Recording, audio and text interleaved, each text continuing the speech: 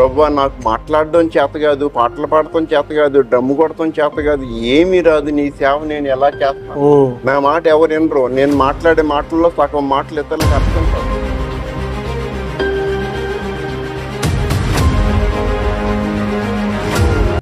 Tenth class అందరూ కూడా నన్ను హేళన చేశారు. మా ఫ్రెండ్స్ అందరూ, నువ్వు అంతమాను దేవుడు అనేవాడు, గుడికి వెళ్ళేవాడు, మేము సినిమాలు చూసి పాస్ అయ్యాము, నువ్వు గుడికి వెళ్ళి ఫెయిల్ అయ్యావు అని అందరూ కూడా హేళన చేస్తే నాకు కూడా బాధ కలిగి నేను కూడా ప్రార్థన చేస్తాను. లూయిస్లోకి వచ్చేసి దిగిచిపోతే మాకు భయం వేసేది, ఏం చేయాలి తెలిసేది కాదు. ఇద్దరం ఒక రోజు ఏం చేసామంటే తీసుకెళ్ళి ఆ బలిపీఠం మీద పెట్టి, ప్రభు ఇటు బతికితే నీ సేవ చేస్తాడు, లేకపోతే నీ దగ్గరే ఉంటాడు.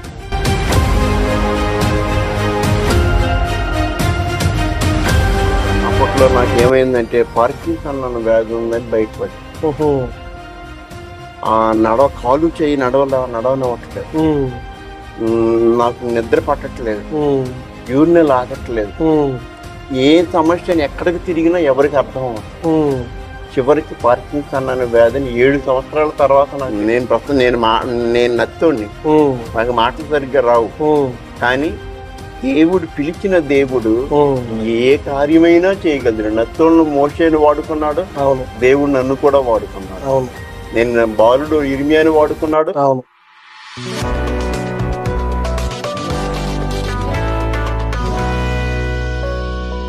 మన ప్రభు అయినటువంటి యేసుక్రీస్తు వారి దివ్యనామంలో మరొకసారి శుభాలు తెలియజేస్తూ ఉన్నాను. మిత్రులారా, ఈరోజు రాజమండ్రికి కోతవేట దూరంలో ఉన్నటువంటి కొంతమూరు అనేటువంటి ప్రాంతంలో ఒక అద్భుతమైన సాక్ష్యాన్ని మీ ముందుకు తీసుకురావడానికి దేవుడు కృప చూపించారు. ఇప్పటి వరకు చాలా సాక్ష్యాలు ఈ ఛానల్ ద్వారా వచ్చినప్పుడు మీరందరూ చాలా బలపరచబడ్డామని చెప్పి మీ కామెంట్స్ ద్వారా, ఫోన్ కాల్స్ ద్వారా మాకు తెలియపరుస్తున్నారు. అందుని బట్టి దేవుని పనిలో ఇంకా సంతోషంగా ముందుకెళ్తూ ఉన్నాం. ఈరోజు నాతో పాటు కూర్చున్నటువంటి సేవకులు మీరు చూస్తున్నారు. ఈ సేవకుల యొక్క సాక్ష్యాన్ని మనందరినీ బలపరచడానికి దేవుడు మన ముందు ఉంచారు. సాక్ష్యాన్ని పంచుకునే ముందు 2 మాటలు ఆయన గురించి చెప్పాలనుకుంటున్నాను. తల్లి గర్భంలో పుట్టినప్పుడే శరీరంలో సంపూర్ణమైన దృఢత్వం లేకుండా పుట్టినటువంటి వ్యక్తి ఆయన. డాక్టర్లు చేయి పెట్టడానికి కూడా భయపడ్డారు. అతడు బ్రతకరు అన్నారు. ఎన్నో అవమానాలు, నిందలు, శారీరకంగా బలహీనతలు, మాట్లాడలేని నాలుక మాంద్యము, ఇవన్నీ సవాళ్లతో కూడినటువంటి జీవితం అయింది. కానీ ఈరోజు అనేక మందికి, సేవకులకి, విశ్వాసులకి, ప్రభువును తెలుసుకోకుండా ఉన్న వాళ్ళకు కూడా సరైనటువంటి పాఠంతో కూడిన మంచి సాక్ష్యంలో దేవుడు ఆయన నిలబెట్టారు. అంతేకాదు, యేసుక్రీస్తు వారంటే కేవలము తక్కువ జాతి కులాలకు సంబంధించిన వాళ్ళని ఒక గీత గీసుకొని వేరే వాళ్ళు వేరెత్తి చూపించే పరిస్థితుల్లో ఉన్నారు. కానీ ఇక్కడ కూర్చున్నటువంటి సేవకులు అగ్రకులంలో జన్మించారు. ఈ దేవుడు మా దేవుడు కాదు అనే లెక్కలో వాళ్ళు ఆలోచించలేదు. ఈ దేవుడు నా సృష్టికర్త అని ఆలోచించారు. 25 సంవత్సరాల క్రితమే దేవుని యొక్క సేవ కొరకు దేవుని యొక్క సన్నిధిలో తర్పీదు చేయబడ్డారు. బైబిల్ ట్రైనింగ్ చేశారు. ఆయన సృష్టికర్త అని తెలుసుకున్న తర్వాత అద్భుతమైనటువంటి సేవకుడిగా దేవుడు ఆయన తీర్చిదిద్దారు. చూడండి, బలహీనతలు, ఇబ్బందులు, శ్రమలు అన్నీ ఆయన ఎదుర్కొన్నారు. ఆయన ప్రతి మాట మీరు పోకుండా వినండి. అవన్నీ కూడా మీ జీవితంలో మీకు ఉపయోగపడతాయి. ప్రతి ఒక్కరిని ఈ సాక్ష్యం బలపరుస్తుంది. మీరందరూ వీడియో పూర్తిగా చూడాలని, ఇంకా మీ స్నేహితులకి, బంధువులకి, మీ శ్రేయోభిలాషులందరికీ సాక్ష్యాన్ని అందించాలని నేను మనవి చేస్తూ ఉన్నాను. సేవకుల్ని మీకు పరిచయం చేస్తాను. ప్రైజ్ ది లార్డ్ అయ్యా. మీ సాక్ష్యాన్ని పంచుకోవడానికి ఈ రీతిగా ముందుకు వచ్చినందుకు ప్రభు పేరిట ప్రత్యేకంగా నేను మీకు వందనాలు తెలియజేస్తూ ఉన్నాను. మీ గురించి నేను కొంత ఫోన్లో విన్నాను. ఈరోజు ఈ సాక్ష్యం వింటున్నటువంటి వాళ్ళతో కూడా మీ జీవితం ఎలా గడిచింది, దేవుడు మిమ్మల్ని ఎలా పిలిచారు, శారీరకంగా బలహీనతగా ఉన్న మిమ్మల్ని ఆత్మలో ఎంత బలంగా ఎలా తయారు చేయగలిగారు, ఆ అనుభవాలన్నీ కూడా వీరితో పంచుకొని మీ సాక్ష్యం ద్వారా అనేక ఆత్మల్ని దేవుని వైపు త్రిప్పాలని మనస్ఫూర్తిగా మిమ్మల్ని కోరుకుంటూ ఈ సమయాన్ని మీకు ఇస్తూ ఉన్నాను. వందనాలు రాజు గారు. మీ ద్వారా నా సాక్ష్యాన్ని అనేక మందికి తెలియపరిచే అవకాశం ఇచ్చినందుకు కృతజ్ఞతలు తెలియజేసుకుంటున్నాను. మరి నా పేరు కోమట్లపల్లి శ్రీనివాసరావు. కోమట్లపల్లి శ్రీరామూర్తి, రామలక్ష్మి గారి దంపతుల కనిష్ట కుమారుని నేను. మేము 5 సంతానం. అక్క అందరికంటే పెద్దది. మేము 4 అన్నదమ్ములు.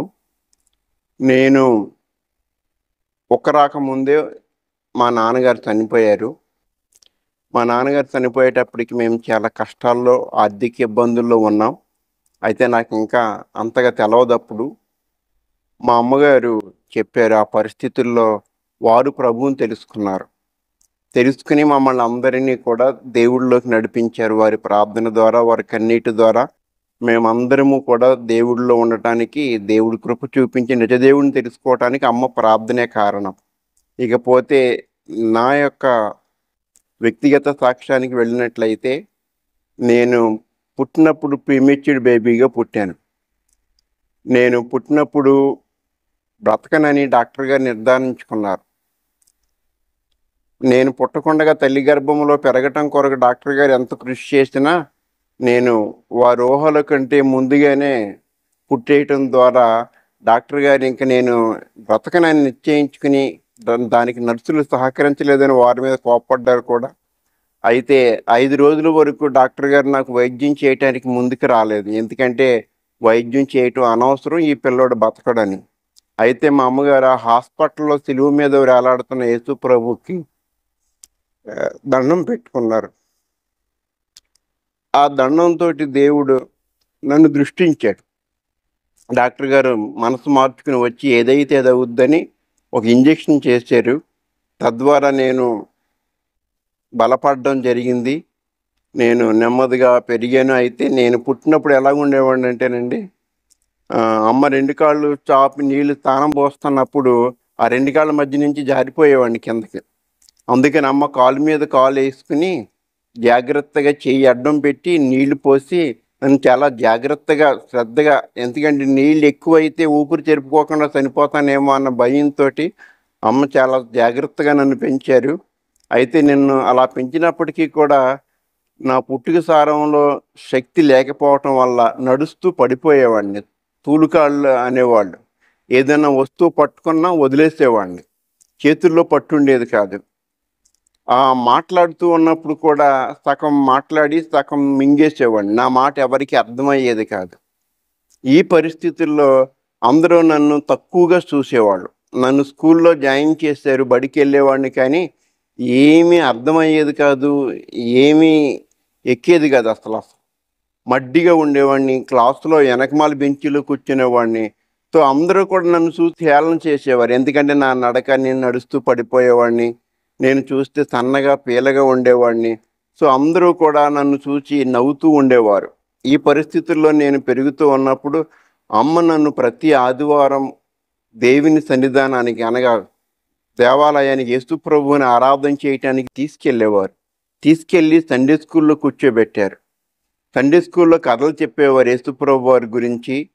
ఆయన మనల్ని ఎలా ప్రేమించాడు, మన కొరకు ఎలా ప్రాణం పెట్టాడు, ఆయన మన జీవితం పట్ల ఎలా ప్రణాళిక కలిగి ఉన్నాడని చిన్నప్పుడు నాకు సండే స్కూల్లో చెప్పిన పాఠాలు, మాటలు, పాటలు నన్ను బలపరిచి అమ్మ నన్ను దగ్గర తీసుకుని, నేను ఏదడిగినా కానీ బట్టలు కావాలన్నా నాన్న ప్రార్థన చేసుకో, దేవుడు నీకు ఇస్తాడనేది. నాకు ఏది కావాలని అడిగినా అమ్మ ఒకటే చెప్పేది, ప్రార్థన చేయమని చెప్పేది.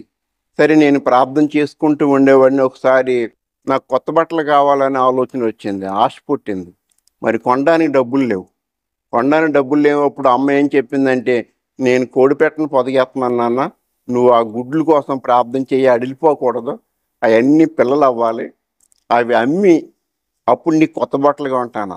నాకు అదంతా ఏమీ తెలవదు. కొత్త బట్టలు కావాలి, ప్రార్థన చేయటం ఏంటి, పిల్లలు బతకడం ఏంటి, మళ్ళీ అవి అమ్మటం, మన బట్టలు కొనటం, ఇవన్నీ మనకు అర్థం కాలేదు. కానీ మొత్తాన్ని నాకు కొత్త బట్టలు కావాలని రోజు వెళ్ళి ఆ బుట్ట దగ్గరికి వెళ్ళి ఆ చేట మీద తలబెట్టుకుని యేసయ్యకి ప్రార్థన చేశాను. ప్రభువా, ఇవన్నీ బతికితే మా అమ్మ కొత్త బట్టలు కొంటానంది నాకు, మరి నువ్వు బతికించు ప్రభువా అని రోజు ప్రార్థన చేస్తే దేవుడు నా ప్రార్థన విన్నాడండి.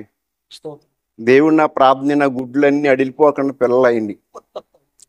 ఆ పిల్లలు అయిన తర్వాత, అమ్మ అన్ని పిల్లలు అయినాయి కదా, నా బట్టలు కొంటావంటే కొంటాను, కానీ మనం పొలంలో ఉన్నాము, బావురు పిల్లి వచ్చి వీటిని ఎత్తుకుపోకుండా రోజు నువ్వు లేచి వీటిని ప్రార్థన చేసి బయటికి పంపించాను. నేను మళ్ళీ రోజు ప్రార్థన చేసేవాడిని. రోజు ప్రార్థన చేసిన తర్వాత అవన్నీ సాయంత్రం ఇంటికి అన్నీ వచ్చినాయి అనేది లెక్క పెట్టమనేది అమ్మ.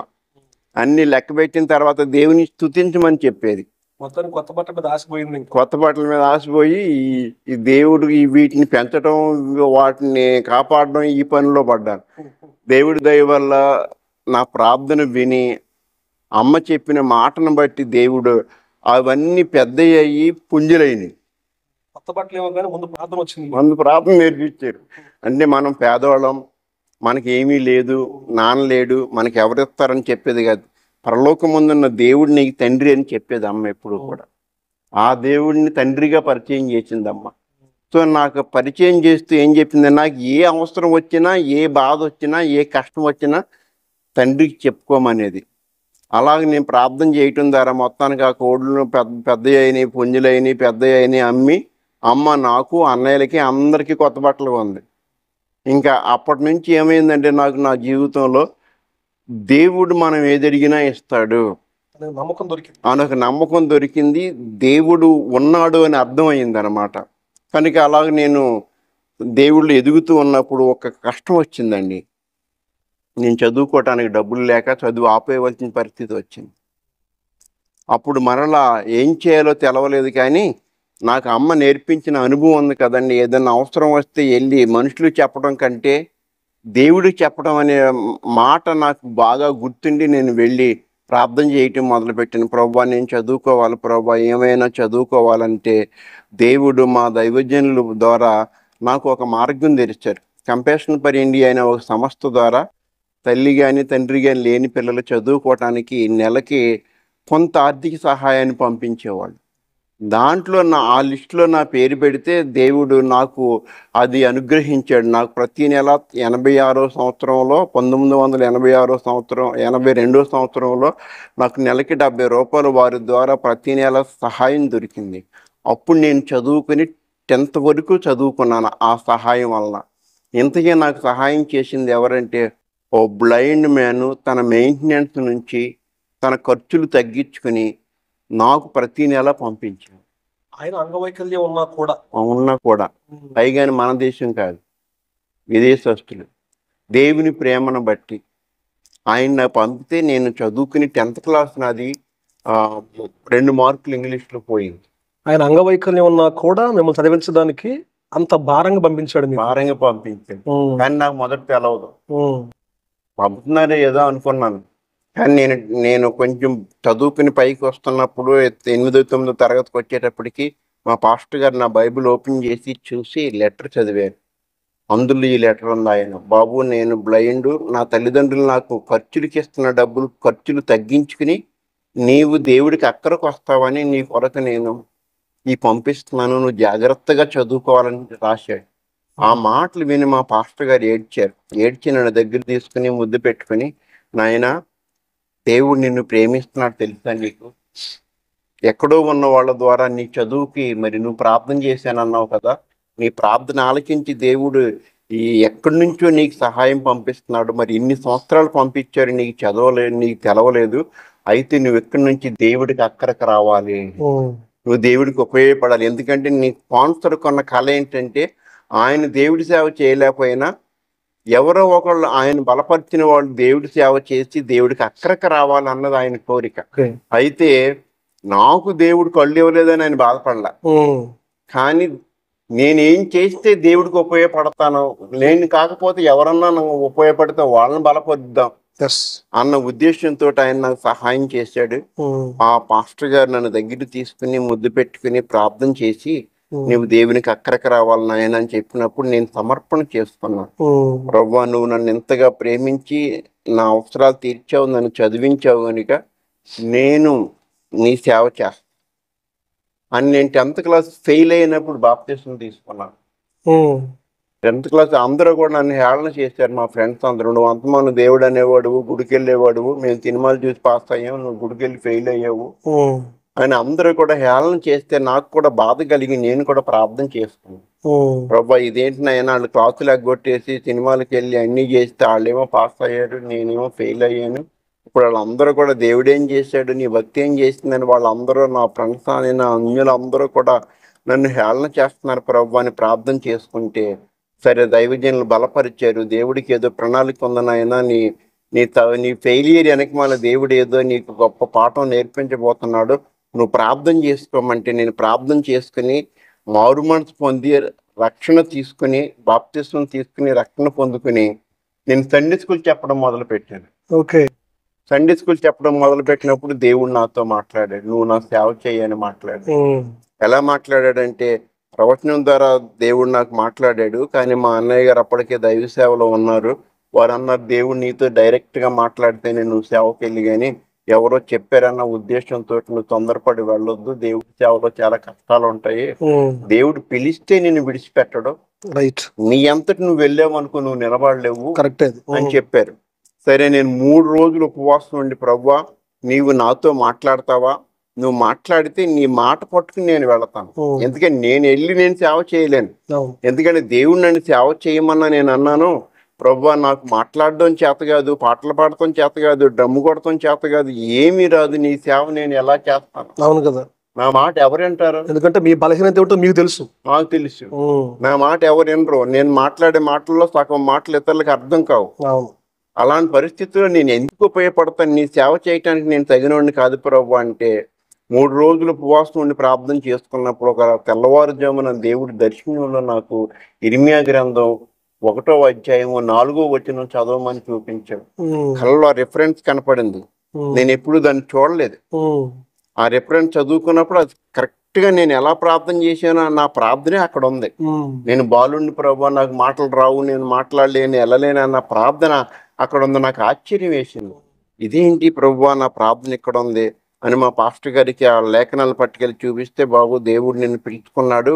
ఎప్పుడు పిలుచుకున్నాడు అంటే తల్లి గర్భంలో ఉండగానే నిన్ను పిలుచుకున్నాడు, నువ్వు భూమి మీద పడక ముందే నిన్ను పిలుచుకున్నాడు అని చెప్పినప్పుడు నేను సంతోషంతో దేవుడు నన్ను పిలిస్తే దేవుడు నన్ను వాడుకుంటాడు, దేవుడు నన్ను విడిచిపెట్టడం అని నేను బైబిల్ ట్రైనింగ్కి వెళ్ళటానికి దైవజనుల ద్వారా ప్రేరేపించబడి వైజాగ్లో ఉన్నటువంటి భీమునిపట్నంలో దొరతోటలో ఉన్న సిఓటిఆర్ అనే థియాలజికల్ సెమినార్కి బీటీహెచ్ చదవటానికి వెళ్ళాను. నేను అప్లికేషన్ పెట్టుకుంటే వాళ్ళు రిజెక్ట్ చేశారు. ఎందుకంటే ఇంకా 18 ఏళ్ళు రాలేదు, 18 ఏళ్ళు నిండితేనే కానీ మా దగ్గర అవకాశం లేదన్నారు. 18 సంవత్సరాల విషయం పక్కన పెడితే అసలు మామూలు బయట చదువునే గెలవలేక అవమానం భరించిన సందర్భాలు ఉన్నాయి. అవునండి. కానీ బీటీహెచ్కి వెళ్ళటం అంటే ఇది సవాల్తో కూడిన విషయం అసలు అక్కడ. ఎందుకంటేనండి సవాల్, ఎందుకంటే చిన్నప్పుడు దొరలు మాట్లాడుతున్నప్పుడు మనవాళ్ళు తద్మ చేసేవాళ్ళు. మా అమ్మగారి దగ్గరికి వెళ్ళి, అమ్మ నేను కూడా ఇంగ్లీష్ చదువుకుంటాను అన్న. నేను ఇంగ్లీష్ 10th క్లాస్లో ఇంగ్లీష్లో ఫెయిల్ అయ్యాను. ఇంగ్లీష్ మీడియం బైబిల్ ట్రైనింగ్కి వెళ్తానన్న.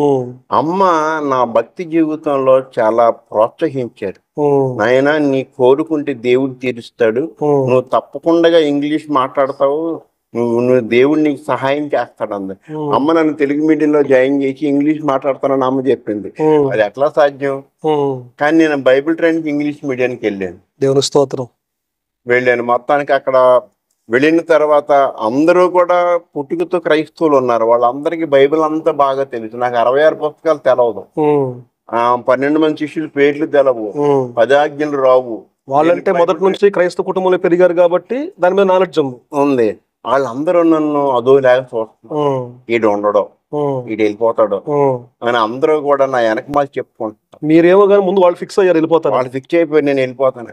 మా కాలేజీ ప్రిన్సిపాల్ గారు కూడా నమ్మకం లేదు నేను ఉంటాను. ఎందుకంటే అంత భయస్తుని, అంత బెదురుగా ఉంటూ ఉండేవాడిని.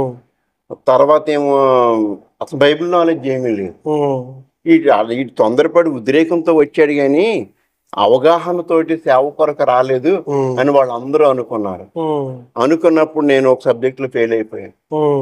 ఫెయిల్ అయిపోతే వాళ్ళు పిలిచాన్నారు, బాబు నువ్వు మళ్ళీ ఫెయిల్ అయితే పంపించేస్తాను అన్నారు. ఇదేంటి ప్రభువా నువ్వు రమ్మన్నా వీళ్ళు పొమ్మంటున్నారు, నువ్వు రమ్మన్నది కరెక్టా ఇది కాదా, మరి వీళ్ళు పొమ్మంటున్నారు ఏంటి ప్రభు అంటే, పొరపాటు పడ్డానా, నేను ఏమైనా తొందరపడ్డానా అని అలా ప్రార్థన చేసుకుని నేను ఆ గురువు గారి దగ్గరికి వెళ్ళి ఒక లెక్చరర్ గారి దగ్గరికి, దేవుడు నన్ను పిలిచాడండి మీరు పంపించేస్తాను అంటున్నారు ఏంటండి అన్నారు. దేవుడు నిన్ను పిలిస్తే పంపడానికి నేనే ఉన్నాయ్యా, నువ్వు తప్పనిసరిగా దేవుడు పిలిచే నమ్మకం నీకుంటే నిన్ను అన్ని సబ్జెక్టులో దేవుడు పాస్ అయ్యే జ్ఞానం ఇస్తాడు. దేవుడు జ్ఞాన ప్రదాత అయి ఉన్నాడు. నువ్వు వెళ్ళి ప్రార్థన చేసుకో, మోకరించి ప్రార్థన చేసుకో, ఉపవాసం ప్రార్థన చేయి, నిన్ను పిలిచిన దేవుడే నిన్ను నిలబెడతాడని ఆ గురువు గారు చెప్పారు. అప్పుడు ఆయన మాటను పట్టుకుని ప్రతిరోజు ఉదయం బైబిల్ స్కూల్లో ఉన్న ప్రేయర్ టవర్కి వెళ్ళి, ప్రభు నువ్వు నన్ను పిలిచావు, నువ్వు నమ్మదగిన వాడు, పైగా నాకు కళ్ళలో కనపడి పిలిచావు, మనుషులు చెప్పడమే కాదు, నువ్వు నాకు దర్శనం ఇచ్చి పిలిచావు, నీ స్వరాన్ని వినిపించావు, నీ లేఖనాన్ని చూపించావు, నువ్వు అబద్ధికుడు కాదు కదా, నీ మాటను పట్టుకొచ్చాను నేను, నువ్వు నాకు జ్ఞానం ఇవ్వు ప్రభు అని ప్రార్థన చేస్తే దేవుడు పరిశుద్ధాత్మ శక్తితో నింపాడు. భాషలు మాట్లాడడం వరం ఇచ్చాడు దేవుడు. ఇక నేను ప్రార్థన ఆత్మతో నింపబడ్డాను. నాలో ఆందోళన, కలవరం, పిరికితనం పోయింది, ధైర్యం వచ్చింది. ఎందుకంటే ఒక శక్తిని నేను పొందుకున్నాను. ఆ శక్తితోటి నాకేదో తెలవని బలం, నేను ఉండగలను, నేను సాధించగలను. మీ మీద మీకు నమ్మకం వచ్చింది? నా మీద నాకు నమ్మకం వచ్చింది, దేవుడి మీద నమ్మకం వచ్చింది. పంపిన దేవుడు నన్ను విడిచిపెట్టలేదు. నేను తొందరపడి నా అంతటి నేను రాలేదు, దేవుడు పంపిస్తేనే వచ్చానని నేను అప్పుడు ప్రార్థన చేసుకుంటే దేవుడు నాకు గ్రాఫింగ్ పవర్ ఇచ్చాడు. వాళ్ళు మాట్లాడుతున్న దాన్ని అర్థం చేసుకునే గ్రహింపునిచ్చాడు. సెకండ్ సెమిస్టర్ లో నేను అన్ని సబ్జెక్టులు ఫుల్ మార్క్స్ తో పాస్ అయ్యాను. పాస్ అయ్యాను, క్లాస్ ఫస్ట్ రావాలి నేను. కానీ గ్రామటికల్ మిస్టేక్స్, స్పెల్లింగ్ మిస్టేక్స్ వల్ల నాకు ఫుల్ మార్కులు వేయలేకపోయామని వాళ్ళే చెప్పారు. అప్పటి నుంచి నేను చక్కగా చదువుకొని మళ్ళీ PUC అక్కడే కట్టుకుని పాస్ అయ్యి నేను 3 సంవత్సరాల్లో BTH కంప్లీట్ చేసుకోవడానికి దేవుడు సహాయం చేశాడు. దేవుని స్తోత్రం. మామూలుగా 4 సంవత్సరాలు కదండి? 4 సంవత్సరాలు చదవాలి. అయితే దేవుడు 3 సంవత్సరాలు కంప్లీట్ చేసి చూపించాడు. నేను ప్రధాన మినిస్ట్రీకి వెళ్ళేవాడిని, ఖైదీలకు వాకింగ్ చెప్పేవాడిని, హాస్పిటల్కి వెళ్ళేవాడిని, రోగుల కొరకు ప్రార్థన చేసేవాడిని, బ్లైండ్ స్కూల్కి వెళ్ళి వాళ్ళకి దేవుని ప్రేమను గురించి చెప్పేవాడిని. ఇట్లా సువార్థీకరణలో మరింత గొప్ప దాహాన్ని దేవుడు నింపాడు. ఆ సువార్థీకరణ పట్ల నాకున్న భారాన్ని చూసి పెద్దలు అభిషేకించి 3 సంవత్సరాలకే నాకు గ్రాడ్యుయేషన్ ఇచ్చి, పైగా నన్ను వెళ్ళినప్పుడు ఒక తల్లిగారు అన్నారు, ఇక్కడ లేదు నీకు, నువ్వు చదవవు, నువ్వు నిలబడలేవు, నువ్వు ఉండవు, వెళ్ళిపోతావు అన్నారు. కానీ ఆవిడ చేతుల మీద నాకు ద బెస్ట్ ఎవాంజలిస్ట్ సర్టిఫికేట్ ఇప్పించి అప్పుడు వాళ్ళు నన్ను ప్రోత్సహించి నన్ను సేవకు పంపించి, అక్కడ నాకు ఒక విషయం, నాకు సంఘర్షణ జరిగిందండి. అదేంటంటే వాళ్ళందరూ కూడా మాట్లాడే మాటలు నాకేం అర్థం కావట్లేదు, తలపోటు వచ్చేస్తుంది. బాబు వెనక్కి వెళ్తేనేమో వాళ్ళప్పటికీ ఒక పాస్టర్ గారు అబ్బాయి వెళ్ళి వెనక్కి వచ్చేసాడు, నువ్వు కూడా వెళ్తాగానే ఉండవా అన్నారు వాళ్ళు. అబ్బాయి నేను ఉంటానని చెప్పి వచ్చాను. ఇప్పుడు వెనక్కి వెళ్ళి ముందుకు నుయ్యి వెనక్కి గొయ్యిలాగా ఉండలేను, ఇంటికి వెళ్ళలేను, వెళితే పరువు పోద్ది, ఎందుకంటే ప్రెస్టేజ్ నిలబడినటువంటి పరిస్థితి. సరే నేను గొంతుకు నిలువేసుకుంటున్నా, చచ్చిపోవాలి, వెనక్కి రాలేక అక్కడ ఉండలేక. నా కళ్ళ నీళ్ళంటే 4 గడ్డి పరకలు కనపడుతున్నాయి. ఎందుకంటే అప్పటి వరకు దేవుడితో నేను అనేది ఏంటంటే, నేను ఎందుకు పనికిరాను, నా వల్ల ఏమీ కాదు, నేను హోమిలిటిక్స్ లో ఫెయిల్ అయ్యాను, నేను వచ్చి ప్రసంగం చేయాలి, హోమిలిటిక్స్ లోనే ప్రసంగ శాస్త్రంలోనే ఫెయిల్ అయ్యాను. ఫెయిల్ అయితే ఇంకేముంటది, అందరి దృష్టిలో నేను చాలా హీనంగా కనబడుతున్నాను. నా బ్రతుకు ఇంక నేను ఉపయోగం లేదని అనుకుంటున్నప్పుడు దేవుడు నా ఏడుపులో ఉన్న కన్నీళ్ళలో నుంచి 4 గడ్డి పరకలు చూపించాడు. ఆ గడ్డి పరకలు చూపిస్తున్నా ఏంటి ప్రభు అంటే, ఆలోచించేయ అన్నాడు. ఆ ఎండిపోయిన గడ్డి పరకలు ఎందుకని ఉపయోగపడతాయా అన్నాడు. నాకు ఒక అనుభవం ఉందండి. మా ఇంట్లో నేను చిన్నవాడిని కదా, మా పెద్ద నేను నీళ్లు తెచ్చేవాడు, చిన్న వాకులు ఉడిచేవాడు, మూడో అన్న ఇల్లు చుడిచేవాడు, నేను అంట్లు తోమేవాడిని. మీరు లాస్ట్ కాబట్టి అంట్లు నేను అంట్లు దేంతో తోమాలి, గడ్డి పరకలతో తోమాలి. అవును కదా. ఆ గడ్డి పరకలతో తోమేవాడిని. బాగా మట్టి అవి మచ్చి అదంతా కూడా పొలాల పొయ్యి మీద ఉన్న గిన్నెలు తోమడం నాకు బాగా అనుభవం. ఆ తోమునారతోటి నల్లటి పాత్రలను తెల్లటి పాత్రలుగా చేసేవాడిని. దేవుని స్తోత్రం. అంటే ఇప్పుడంటే ఏదో పీసులు వచ్చినాయి కానీ గడ్డి పరకలతోనే తోమేవాళ్ళు. అవును. ఆ అనుభవం తోటి ప్రభా అయ్యేందుకు ఉపయోగపడ ప్రభా, తోమునార ముందే నేర్పించావు కదా, మంచి అనుభవం అది, నాకు మంచి అనుభవం అన్నాను. మరి దేవుడు అన్నాడు, జీవం లేని ఎండిపోయిన 4 గడ్డి పరకల వల్ల ఉపయోగం ఉంటే నీ వల్ల ఉపయోగం లేదని నువ్వు ఎందుకు అనుకుంటున్నావు. దేవుని స్తోత్రం. దేవుడు నన్ను దర్శించాడు, నా అంతరాత్మల నుంచి నాతోనే మాట్లాడడం, మీరు ఆత్మవిశ్వాసాన్ని పెంచాడు దర్శనంతో. అప్పుడు ఏమన్నాడంటే, నాకేమని ఆలోచన వచ్చిందంటే, నేను గొప్పవాడిని కాదు గాని నన్ను సృష్టించిన వాడు గొప్పవాడు. నన్ను సృష్టించిన వాడు గొప్పవాడు అయినప్పుడు నేను పనికిరాని ఎలాగవుతాను. అవును కదా. ఎలా సృష్టించాడో ఎందుకు వాడుకోవాలో ఆయన తెలుసు, బాగా ఆయన తెలుసు. అవును. ఆయన చెప్పి నేను ప్రార్థన చేసుకున్న, దేవా గడ్డి పరకలు ఉపయోగపడతాయి, నేను ఉపయోగపడతాను, నువ్వు నన్ను వాడుకో ప్రభు అని దేవుడి చేతులకు అప్పగించుకున్నాను. అప్పుడు దేవుడు నన్ను నాయకత్వపు లక్షణాలు నాలో డెవలప్ చేస్తాను మొదలు పెట్టాడు. థర్డ్ ఇయర్ లో లీడర్షిప్ ఇచ్చారు. లీడింగ్ చేయటం మొదలు పెట్టాను, వర్షిప్ చేయటం మొదలు పెట్టాను, తర్జుమా చేయటం మొదలు పెట్టాను, ఉపదేశం చేయటం మొదలు పెట్టాను. ఇవన్నీ విషయాల్లో దేవుడు నేను ఎందుకు పనికిరాను, నా వల్ల ఏమీ కాదు, నేను అందరికంటే లీస్ట్ అనుకుంటూ నేను ఎప్పుడు కూడా మదన పడుతూ ఉన్న నన్ను దేవుడు తన ఆత్మశక్తితో నింపి జ్ఞానమునిచ్చి నా మనోవికాసాన్ని ఆయన వికసింపజేసి నేను మర్చిపోయాను. నేను ప్రీమెచ్యూర్ బేబీకి పుట్టాను, నేను బలహీనని మర్చిపోయాను. ఇక నేను బలవంతుడిని అయ్యాను. అసలు ఆ విషయం జ్ఞాపకం లేదు. ఎందుకంటే అవి అధిగమించే శక్తి దేవుడు నాకు ఇచ్చాడు. అప్పటి వరకు పదే పదే అది గుర్తుకొచ్చి మిమ్మల్ని మీరు హననం చేసుకున్నారు. నన్ను న్యూనతా భావం కలిగేది ఎప్పుడు. అవును, నన్ను ఎప్పుడు హీనంగా నేనే చూసుకునేవాడు. కానీ ఇప్పుడు బలంగా చూసుకునే పరిస్థితి దేవుడు ఇచ్చాడు, దేవుడు తీసుకొచ్చాడు. సో గ్రాడ్యుయేషన్ పూర్తి చేసుకుని అక్కడ ముగించుకుని గ్రాడ్యుయేషన్ అయిన తర్వాత దేవుని సేవకు వచ్చాను. ఎక్కడికి వెళ్ళాలి, ఏ సేవ చేయాలి. నేను 3 సంవత్సరాల వరకు రాజు గారు ఆ సేవ చేస్తాను ప్రభా, ఈ సేవ చేస్తాను ప్రభా, అక్కడ చేస్తాను ఇక్కడ చేస్తాను అన్నాను. దేవుడు మౌనంగా ఉన్నాడు, ఏం చెప్పలే. నాకు బాధ కలిగిపోతుంది, టైం వేస్ట్ అయిపోతుంది, నేను ఏం చేద్దామన్నా ఫలించట్లేదు. నాకు ఇంకా చివరికి బాధ కలిగి ఎలా కాదు అని చెప్పి 40 దినాలు ఉపవాసం ఉండి దేవుడి దగ్గర, ప్రభువా నువ్వు నన్ను ఎందుకు పిలిచావు, ఎక్కడికి పిలిచావు, ఏ పనికి పిలిచావు, నాకు బయలుపోదు. నువ్వు ఎక్కడికి వెళ్ళమంటే అక్కడికి వెళ్తా. నాకు ఇంతకీ మీకు చెప్పడం మర్చిపోయింది, 2వ సంవత్సరం ట్రైనింగ్ అవుతున్నప్పుడు మ్యారేజ్ అయిపోయింది. ఓహో, ఈ మధ్యలోనే మ్యారేజ్ అయిపోయింది. అప్పుడు నాకు పాప పుట్టింది, 8వ నెల పాప. అప్పుడు నేను నా భార్య కలిసి నిర్ణయం చేసుకున్నాం. మా ఊళ్ళో ఆల్రెడీ నాకు ఇల్లు ఉంది, పొలం ఉంది, సంఘం ఉంది. అక్కడ ఉండమని మా పెద్ద అన్నయ్య చెప్తున్నాడు, నువ్వు బయటికి వెళ్తే ఎంత ఇబ్బంది పడతావు, ఇక్కడే ఉండి ఈ ఇంట్లో ఉండు, ఆ పొలం చేసుకో, ఈ సంఘానికి వాక్యం చెప్పు, చక్కగా హ్యాపీగా ఉండు, కడుపులో నీళ్ళు గదలో నీకు, నువ్వు ఎక్కడికి వెళ్ళొద్దు అంటున్నాడు. ఇప్పుడు ట్రైనింగ్ లో ఉన్నప్పుడు 2వ సంవత్సరంలో మ్యారేజ్ అవటమా, బయటకు వచ్చిన తర్వాత విషయం లో ఉండగానే? అవునా. అప్పుడు మరి సిస్టర్ గారు మీతోనే అక్కడికి వచ్చారా? లేదు, ఇంటికాడే ఉన్నారు. పెళ్లి చేసుకుని 2వ సంవత్సరం బైబిల్ ట్రైనింగ్ అయ్యాక 3వ సంవత్సరం ముగించుకొని వచ్చారు. 3వ సంవత్సరం ముగించుకుని వచ్చారు. వచ్చిన తర్వాత పాప పుట్టింది, మరి సేవలో రాణించలేకపోతుంది. నాకు తృప్తి ఉండట్లేదు. నేను ఎక్కడికి వెళ్ళినా ఏం చేస్తున్నావు అంటే బంధువుల గురించి ఏం చేయట్లేదు అనేవాడిని. ఎందుకంటే సేవ చేస్తున్నానంటే జీతం ఎంత అని అడుగుతారు. జీతం చెప్పకపోతేనేమో వాళ్ళు తెలవదు, మనం చెప్తే అర్థం కాదు. ఇది జీతానికి సంబంధించింది కాదని వాళ్ళకి తెలవదు. అప్పుడు చిగ్గుపడేవాడిని. చిగ్గుపడుతున్నప్పుడు దేవుడు ఒక అద్భుతంగా నా కొరకు ఒక మేలు చేశాడు, సహాయం చేస్తే అప్పుడు నాకు అనిపించింది, నేను దొంగగా ఉన్నప్పుడే, చిగ్గుపడుతున్నప్పుడే, ఆయన సేవకు నన్ను చెప్పుకోకపోయినప్పటికీ దేవుడు నన్ను నా అవసరం తీర్చడంలో ఆయన మాట తప్పలేదు. నేను దొంగగా ఉంటే ఆయన ఎంతగా ప్రేమిస్తే, దొరగా ఉంటే ఎంతగా ప్రేమిస్తాడు. అవును కదా. ఇంకెక్కడి నుంచి నేను ఎక్కడికి వెళ్ళినా నేను యేసు ప్రభు సేవకుడిని, ఆయన సేవ చేస్తున్నానని బంధువులతో చెప్తానని నిర్ణయం చేసుకున్నాను. బంధువులందరూ ఎవరిని అడిగినా చిగ్గుపడతాం మానేసి నన్ను యేసు ప్రభు వారి సేవ పిలిచారు, నేను సేవ చేస్తున్నాను. వాళ్ళు ఏం నవ్వినా, వాళ్ళు తక్కువగా మాట్లాడుకున్నా నేను పట్టించుకునేవాడిని కాదు.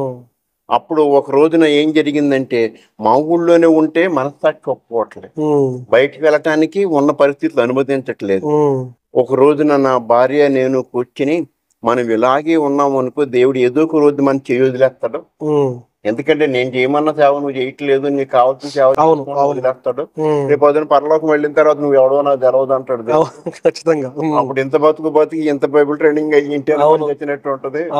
ఎలా కాదు, మనం దేవుడు కోరిన సేవ చేయాలి, ఆయనకి ఇష్టమైన సేవ చేయాలి. ఎలా చేయాలి, ఎక్కడ చేయాలి?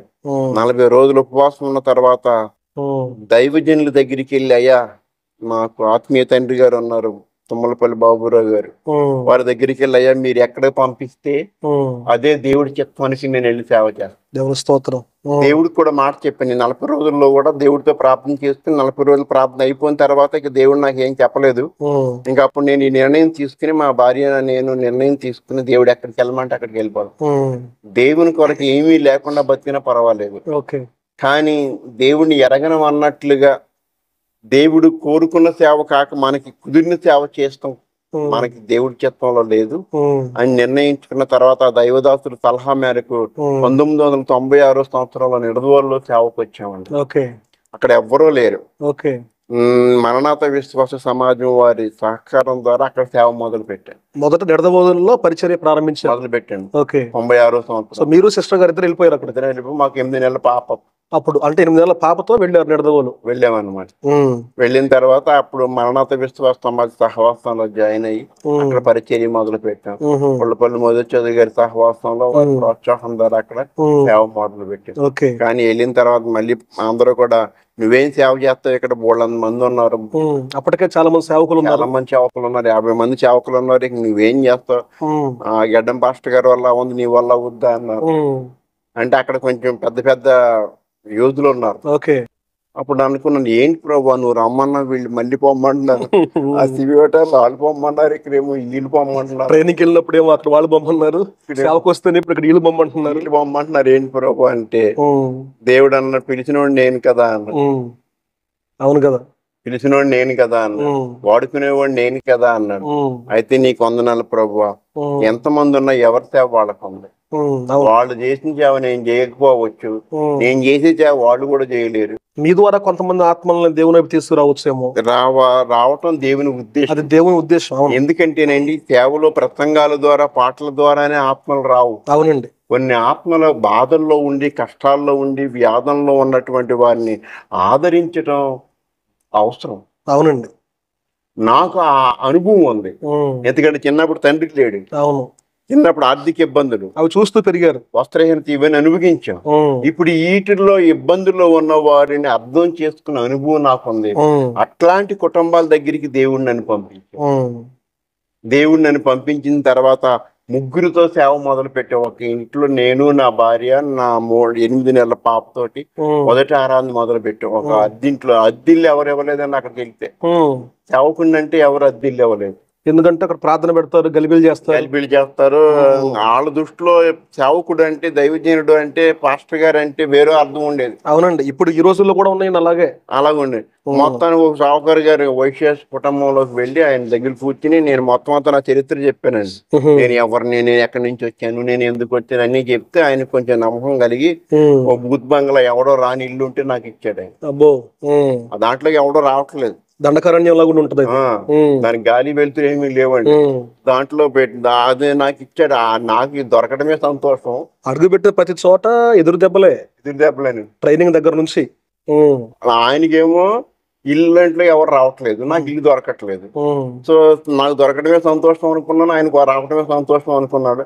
మొత్తానికి ఆ బూత్ బంగ్లా లాగా గబ్బిలతో ఉన్నటువంటి ఆ గది దొరికింది. నేను మొత్తానికి నేను నా భార్య శుభ్రం చేసుకుని చిన్న పడి మీద ప్రార్థన మొదలు పెట్టాం ముగ్గురితో. దేవుడు దీవించాడు. స్కూల్లోకి వెళ్ళాం, ఒక 25 మంది అయ్యారు. అక్కడ దేవుడు మళ్ళీ దీవించాడు. మళ్ళీ ఒక స్థలం కొని మరణాత విశ్వాస సమాజం సహవాసం ద్వారా ఒక స్థలం కొనుక్కుని అక్కడ పాకేసి అక్కడ మళ్ళీ అక్కడ చుట్టుపక్కల వాళ్ళందరూ నా మీద దాడి మొదలు పెట్టారు. నువ్వు ఇక్కడ చర్చ ఎడుతున్నావు ఏంటి, అక్కడ ఉండడానికి వీలు లేదని. అక్కడ చర్చ ఎడితే మళ్ళీ వచ్చిన వాళ్ళందరూ వేరే సంఘాల వాళ్ళందరూ మీ దగ్గరకు వస్తారని. అలా కాదండి, నేను అంజుల మధ్యన మొదలు పెట్టాను. సౌండ్ వాళ్ళ బాధ వాళ్ళది. నాకు ఎప్పుడు ఉన్న దర్శనం ఏంటంటే దేవుడిని ఎరగిన ప్రజల మధ్యకి వెళ్ళి సేవ చేయాలి. అది అసలు చాలా మంచి విషయం. నూతనంగా మొదటి చౌదరి గారు కూడా ఎప్పుడు చెప్తారు, అన్య జనాంగం మధ్యకి ప్రభువుని ఎరగిన వాళ్ళ మధ్యకి వెళ్ళి అది మంచి ఆలోచన అండి. అక్కడ సహవాసం ఏర్పాటు చేయండి అని చెప్తే జనం లేరు, రోడ్డు లేదు, కరెంట్ లేదు, వీధి లేదు, ఏమీ లేదు. అక్కడ పాకేస్తే చుట్టుపక్కల వాళ్ళు కొంచెం కరెంటు బల్బు కూడా ఇవ్వలేదు. అప్పటికి నేను ఈ కిరణ్ మాస్టర్ గారు అప్పటికి నెలలోపు పిల్లోడు. బాబు కుట్టిన చోట కుట్టకుండా దోమలు కుట్టేసి ఒళ్ళంతా కూడా దద్దుర్లు వచ్చేసి, నా భార్య నెలలో బాలింతరాలు, ఆవిడ తళ్ళు తిరిగేస్తుంది, కరెంట్ లేదు. ఈ బిడ్డను చూసి నాకు కన్నీళ్ళు వచ్చినాయండి.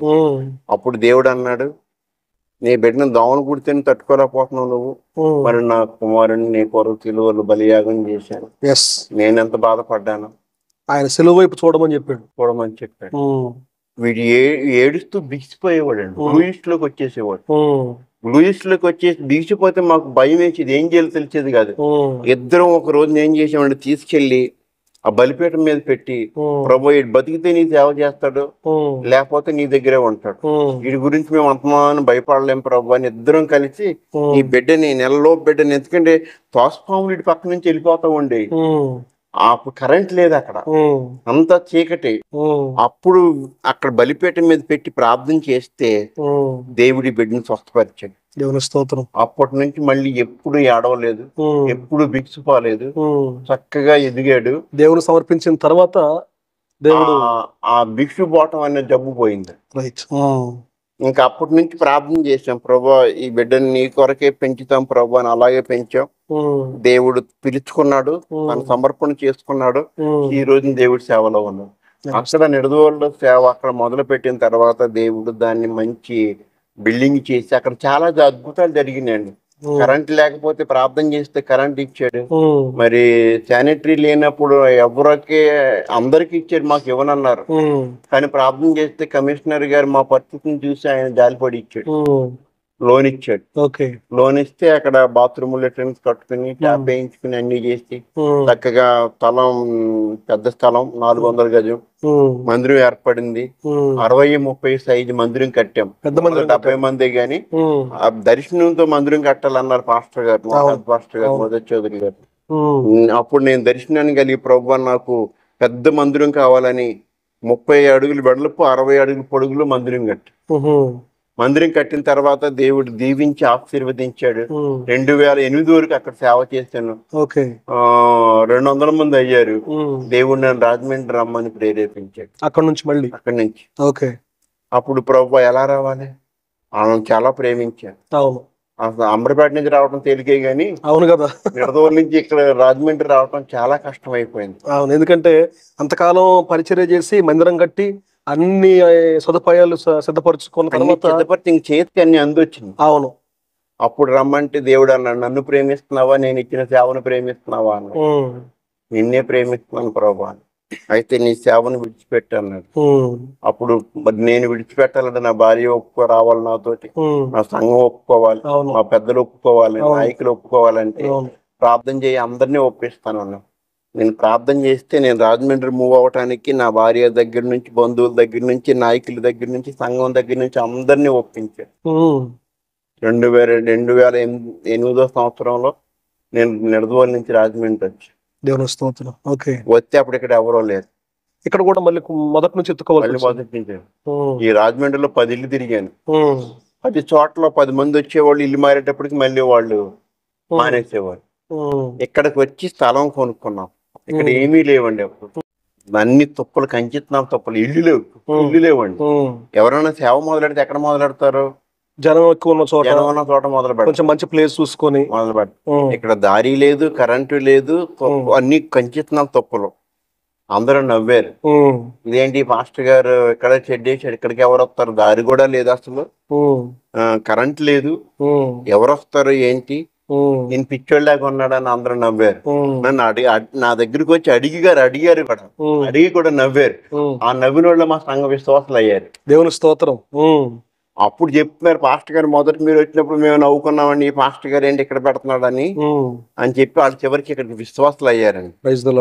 విశ్వాసులు అయ్యి ఆ షెడ్ లో మరి చుట్టుపక్కల పెద్ద పెద్ద మందిరాలు ఉన్నా దేవుడు నాకు ఇక్కడ సేవని, ఎలాంటి సేవని ఇచ్చాడంటే, నేను దేవుడిని అడిగాను, ప్రభా మరి నేను ఇక్కడ మందిరం వేసిన తర్వాత కొన్ని పెద్ద పెద్ద సంఘాలు లేచింది, అవన్నీ అడ్రస్ఫుల్ గా అడ్వాన్స్డ్ గా ఉన్నాయి, పబ్లిసిటీ ఉందాటి, నాకు పబ్లిసిటీ లేదు, అడ్వాన్స్ లేదు, దారి తెలవదు, అడ్రస్ లేదు. అప్పుడు నేను ప్రార్థన చేస్తుంటే దేవుడు నాకు ఆలోచన ఇచ్చాడు. చేపల్లో చాలా రకాలు ఉంటాయి పట్టే విధానం. అవును, వలేసి పడతారు, తిరేసి పడతారు, రకరకాలుగా, లేదా గేల మీద పడతారు. మరి నేను పట్టేది ఏంటి ప్రభు అంటే, మట్టి బెడ్డల్లో కొన్ని చేపలు ఇరుక్కుపోయినాయి, అవి బయటికి రావటం తెలవదాటికి లోన నుండి కిరకేస్తా ఉంటే బుడగేస్తా ఉంటది. ఎక్కడ బుడగేస్తుందో దాన్ని పట్టుకోమన్నారు. అది దాన్ని ఎత్తుకుంటూ వెళ్ళాలి. దాన్ని ఎత్తుకుంటే వెళ్ళాలి. అవి ఎవరి దగ్గరికి వెళ్ళలేవు. అవును, వలలో పడే నీళ్ళలో తిరుగుతూ ఉంటాయి. అవి అందరికీ పడతాయి. అందరికీ పడతాయి. బురదలో ఉన్నాయి ఎవరికి కనపడవు. ఎవరికి కనపడవు. ప్రభు నా పని నాకు ఉంచావు, నీ స్తోత్రం ప్రభు దేవుని స్తోత్రం అని చెప్పుకుని మొత్తానికి అప్పుడు ఇంటింటికి వెళ్ళి సువార్త ప్రకటించి రాలేని కుటుంబాలను వాళ్ళ ఇళ్ళ దగ్గరికి వెళ్ళి అష్టం గారు నేను అక్కడ వాక్యం చెప్పి వాళ్ళని బలపరిస్తే వాళ్ళు ఇక్కడికి రావటం మొదలు పెట్టి సంఘం పెరిగింది, సంఖ్య పెరిగింది, అంతా పెరిగింది. పెరిగిన తర్వాత కరోనా వచ్చిన తర్వాత నా జీవితంలో ఒక మలుపు జరిగింది. అదేంటంటే బాప్తిస్మాలు ఇవ్వటానికి వెళ్ళాను నేను. బాప్తిస్మాలకు ఒక యవనస్తుడికి బాప్తిస్మ యుద్ధం వెళ్ళినప్పుడు ఆ యవనస్తుడు కంగారు పడ్డాడు. నేను నీళ్ళ వైపు ఉన్నాను, నన్ను కొంచెం తోసేటప్పుడు నేను నీళ్ళలో పడిపోయాను. అతడు కూడా గోదావరిలో నీళ్ళలో పడిపోయాడు. ఇద్దరు మునిగిపోతుంటే నాకు అయోమయం అయిపోయింది. కరోనా సమయంలో నేను వీక్ గా ఉన్నాను, మాస్క్ పెట్టుకున్నాను, జ్వరం, బాగా నీరసంగా ఉన్నాను. ఇంకిద్దరు మునిగిపోతాం. అప్పుడు ఈ లోపు నాతో వచ్చిన ఒక సహోదరులు ఆ కుర్రోడిని బయటికి లాగారు. కానీ ఆ కుర్రోడిని బయటికి లాగే లోపు నేను మునిగిపోయి నీళ్ళలోకి వెళ్ళిపోయాను. నేను ఎక్కడున్నానో ఎవరికి తెలవదు. నా భార్య ఇంకొక ఇద్దరు విశ్వాసులు ఉన్నారు అక్కడ బాప్తిసం ఇచ్చే ప్రదేశంలో. నా భార్య షాక్ గురైపోయింది. ఆవిడ ఎర్రికేకలు పిక్చర్ అయిపోయింది. నేను నీళ్ళలో ఉండిపోయా. నాకు వచ్చినటువంటి తలంపు ఏంటంటే ఇదేంటి ఎంత సేవ చేసి నా ముగింపు, నా మరణం దేవుడికి అవమానం తెచ్చేటట్లుగా ఉంది. వాస్తవమే, అది దారుణమైనటువంటి స్థితి కదా. అందరూ ఏమంటారు ఇప్పుడు, ఆ పాస్టర్ గారిని దేవుడు కాపాడలేకపోయాడు అంటారు. పైగా బాప్తిసం ఇవ్వడానికి జరగటం ఏంటి, పైగా మరి నేను చేసిన అవివేక పనికి దేవుడి నామానికి అవమానం కలుగుతుందా? ప్రభువా నన్ను క్షమించి నీ నామానికి అవమానం కలగకూడదు ప్రభువా అని నేను చిన్న ప్రార్థన చేసి దేవుడు వెంటనే నాకు ఆలోచన ఇచ్చాడు. ఏసు రక్తం చెప్పమని ఆలోచన. నీళ్ళలో పడున్నప్పుడే నీళ్ళలో డెప్త్కి వెళ్ళిపోయాను. నేను ఎక్కడున్నానో అంచునున్న వాడు ఒడ్డున్న వాళ్ళు తెలవదు. గోదావరిలో నీళ్ళలో డెప్త్కి వెళ్ళినప్పుడు వచ్చిన ఆలోచన వేమగిరి కాలంలో అండి. అదేనండి. ఓకే. అప్పుడు అది మంచి ఆగస్టు 8వ తారీఖు లాకులు తీశారు. కాలువ చాలా ఫోర్స్ గా వస్తుందండి. ఆ ఫోర్స్ గా వచ్చే సమయంలో నేను ఇంక మునిగిపోయాను. ఇంక నేను ఎక్కడున్నా తెలిస్తే ఏదైనా కాపాడతాను. నేను ఎక్కడున్నా తెలకపోతే ఎవరు కాపాడతారు? నేను చెయ్యి ఎత్తగలినంత సేపు ఎత్తాను, ఇంకా చెయ్యి కూడా అందనంత లోతుకి వెళ్ళిపోయాను. నీళ్ళలో ఎక్కడున్నారో ఎవరికైనా తెలిస్తే కదా వచ్చేది. తెలవదు. అప్పుడు పరిశుద్ధాత్మ దేవుడు యేసు రక్తం ఉచ్చరించాలని ఆ తలంపిచ్చాడు. యేసు రక్తం చెప్పగానే నాకు ఏమొచ్చిందంటే నేను చిన్నప్పుడు గొడ్డుని కాశాను. అప్పుడు కాలంలో ఈత కొట్టాను. 35 సంవత్సరాల క్రితం కొట్టిన ఈతను దేవుడు గుర్తు చేశాడు. ఈత కొట్టమన్నాడు. యేసు రక్తం దెబ్బకి నేను కాళ్ళు చేతులు ఆడించాను, పైకి వచ్చేసాను. ఎక్కడ ఉన్నారో ముందు అవతల గుర్తుపట్టడానికి గుర్తుపట్టేటప్పటికి ఇంకా ఈత కొట్టలేకపోతున్నా. కాళ్ళు చేతులు దద్దడ వచ్చేస్తుంది, షివరింగ్ వచ్చేస్తుంది, కాలువ ఫోర్స్ గా ఉంది. అప్పుడు దేవుడు ఆలోచన ఇచ్చాడు, నిలువుగా కాదు అడ్డంగా తిరగమన్నాడు. అడ్డం తిరిగేటప్పటికి కాలువ ఫోర్స్ తగ్గింది. నేను కొంచెం ఇదయ్యేటప్పటికి ఆ గట్టున ములగ చెట్టు కొమ్మ ఒకటి కాలువలోకి వెళ్ళాడు. ఆ ములగ చెట్టు కొమ్మ పట్టుకున్నాను. ములగ చెట్టు కొమ్మ ఇరిగిపోద్ది కానీ అది ఎరగనివ్వకుండా నేను మునక్కుండా పట్టుకున్నాను. గట్టిగా పట్టుకుంటే మునిగిపోతాను. దేవునికి స్తోత్రం. అందుకని నేను గట్టిగా లాక్కూడదు, నన్ను పట్టుకోకపోతే వెళ్ళిపోతాను. అది కానీ పట్టుకున్నాను. అది తెగ్గకూడదు, మీరు వెళ్ళకూడదు. అప్పుడు ఈ లోపు ఒడ్డునున్న వాళ్ళు గడేసి ఆ గడబట్టిని కట్టుకొచ్చి. ఓకే, మరి బాప్తిసం తీసుకోవడానికి వచ్చిన అబ్బాయి కూడా మునిగాడు కదా మన అబ్బాయి. కుర్రోడు నేను ఒడ్డునున్న ఇంకొక బ్రదర్ నా సహోదరుడు గట్టుకు లాగేసాడు. ఓకే, అతను కనిపించుంటాడు. ఏ ప్రదేశం ఉన్నాడు కనపడ్డాడు. అతను వదిలేసేటప్పటికి నేను మునిగిపోయాను. అది విషయం. ఓకే, అప్పుడు నేను కనపడలే. అప్పుడు నేను వచ్చిన తర్వాత దేవుడి దగ్గర నేను 3 విషయాలు నేర్చుకున్నాను. ఈ మెసేజ్ లో కానీ సాక్ష్యంలో ఈ విషయం చాలా అవసరం. ఎందుకు దేవుడు నన్ను కాపాడాడు?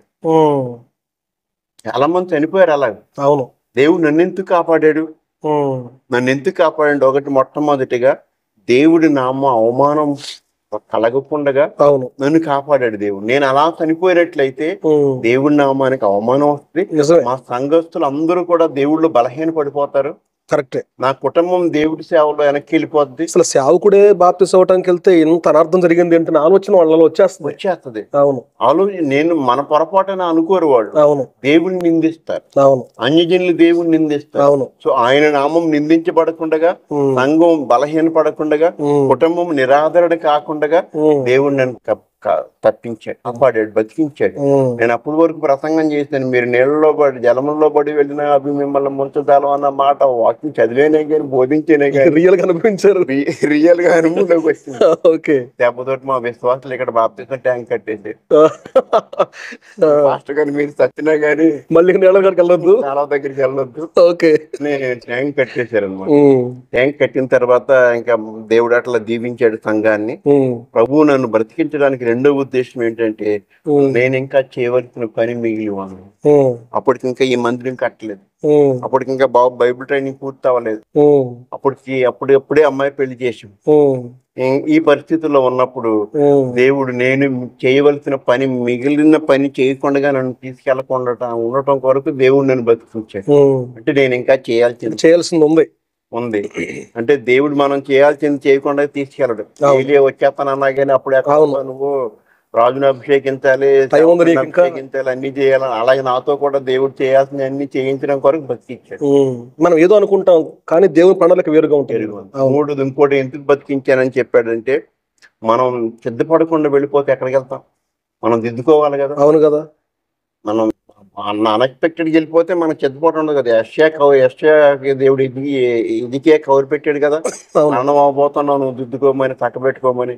ఆ వార్త ఇవ్వకుండా మనం తీసుకెళ్ళడు దేవుడు ఎట్టి పరిస్థితుల్లో. సో నాకు అవకాశం ఇచ్చాను, నేను మళ్ళీ అన్ని దిద్దుకొని సిద్ధపడి పని పూర్తి చేసి వెళ్ళటం కొరకు ఆ రోజున దేవుడు ఆ నీటి మరణం నుంచి నన్ను తప్పించాడు.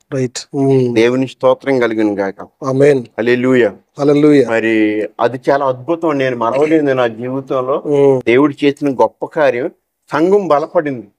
ఈ దైవజనుడు దేవుడి ప్రణాళికలో ఉన్నాడు గనుకనే ఆ ప్రమాదాన్ని దేవుడు తప్పించాడు. దేవుళ్ళలో ఇంకా బలమైనటువంటి సాతాన్ని బలహీనపరచాలనుకున్న దేవుడు బలపరిచాడు, బలమైన విశ్వాసాన్ని స్థిరపరిచి ఇంకోటి ఏంటంటే, ఆ ప్రమాదంలో దేవుడు ఈ దైవజనుడిని కాపాడాడంటే ఈ దైవజనుడు నిజమైన దైవజనుడు. రైట్. వాళ్ళకి పూర్తిగా 100% నమ్మకాన్ని దేవుడు దృఢపరిచాడు, స్థిరపరిచాడు. అంత అయిన తర్వాత నాకు కిడ్నీ ఆపరేషన్ జరిగింది, స్టోన్ నుండి. అంతవరకు దాన్ని గుర్తించాలి, ఎందుకంటే అది ఎర్లీగా వచ్చేది కదండి, 70-80 వచ్చేది. నాకు 45 వచ్చేసిన తర్వాత దాని మూలాలు చూసుకుంటే, నా భవిష్యత్తు చూసుకుంటే నాకు చాలా భయం వేసి, నేను ఇంక తగలేనా ఇవని. అప్పుడు దేవుడు నాతో ఒక మాట చెప్పాడు. ఆ మాట చెప్పిన సాక్ష్యం ఏం చెప్పాడంటే, ఇప్పుడు వరకు నేను నిన్ను చెయ్యి పట్టుకుని నడిపించాను, ఇక్కడి నుంచి నేను ఎత్తుకుని నడుస్తాను. నడిచేది నువ్వు కాదు, నేను ఎత్తుకుని నడుస్తాను. Praise the Lord. హల్లెలూయా. అప్పుడు నాకు ఇంకా ఆ పార్కిన్సన్ వల్ల భయం పోయింది. ఎందుకంటే దేవుడు మునుపటి కంటే ఇప్పుడు ఎక్కువ దేవుడు వాడుకుంటున్నాడు. గూగుల్ మీట్ ద్వారా, యూట్యూబ్ ద్వారా చాలా చోట్లకి వెళ్ళటానికి దేవుడు బలహీనతల్లో, భయాల్లో ఉన్న వాళ్ళని ఈయన అనుభవం ద్వారా బలపరచడానికి దేవుడు సహాయం చేశాడు. దేవుని స్తోత్రం కలుగును గాక. ఎందుకంటే చాలా మంది ఏదైనా కష్టం రాగానే ఇంకేమంది అయిపోయింది, ఇంకా నేను దేవుడు ఏం చేస్తున్నాడు, దేవుడు ఎందుకు రానిచ్చాడు అనుకుంటారు.